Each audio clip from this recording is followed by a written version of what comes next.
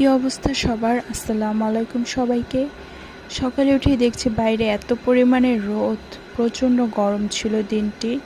আজকে ছিল শুক্রবার, তো শুক্রবার মানে সব কিছু একটু পরিষ্কার পরিচ্ছন্ন করে রাখা, জুম্মার নামাজের আগে সব কিছু ক্লিন করা।